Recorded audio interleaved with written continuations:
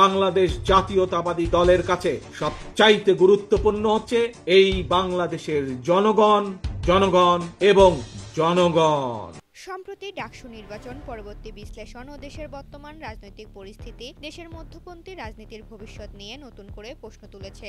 রাজনৈতিক বিশ্লেষক ও রাষ্ট্রবিজ্ঞানীরা মনে করছেন বাংলাদেশে মধ্যপন্থী রাজনীতি দিন দিন সংকুচিত হচ্ছে এবং এই প্রেক্ষাপটে অনেকেই বিএনপিকে মধ্যপন্থী রাজনীতির শেষ ভরসা, লাস্ট লাইন অফ ডিফেন্স হিসেবে দেখছেন।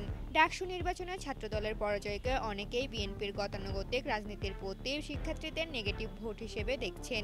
পর্যবেক্ষকদের মতে এই ফল বিএনপির দুর্বলতাগুলোকে সামনে এনেছে, যদিও দলের পরিশুদ্ধ হওয়ার মধ্যে সাংগঠনিক সামর্থ্য আছে কিনা তা নিয়েও প্রশ্ন উঠেছে। অন্যদিকে জামায়াতে ইসলামী কৌশলগত কারণে ভালো ফল পেলেও তাদের ভোট ৫% বেশি নয় বলে মনে করছেন বিশ্লেষকরা।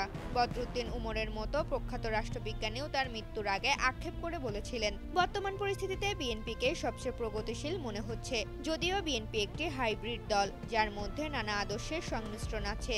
যদি মধ্যপন্থী রাজনীতি দুর্বল হতে থাকে তবে সেই স্থান পূরণ করবে ডানপন্থী ও ধর্মভিত্তিক রাজনৈতিক দলগুলো। তবে বিশ্লেষকরা মনে করেন এখনো বাংলাদেশে বিপুল সংখ্যাগরিষ্ঠ জনগণ মধ্যপন্থী রাজনীতির সমর্থক। তারা মনে করেন গণতান্ত্রিক পদ্ধতিতে যেই নির্বাচন হোক তার শাসন সবাইকে মেনে নিতে হবে, কিন্তু ধর্মভিত্তিক রাজনীতিকে ব্যবহার করে দেশে বিভেদ ও অশান্তি সৃষ্টি হোক তা শান্তিপ্রিয় মানুষ কখনোই সমর্থন করবে না। বিএনপি কি পারবে তরুণ প্রজন্মের আকাঙ্ক্ষা বুঝে তাদের মধ্যপন্থী অবস্থান ধরে রাখতে? এই প্রশ্ন এখন দেশের রাজনীতিতে বড় হয়ে উঠেছে।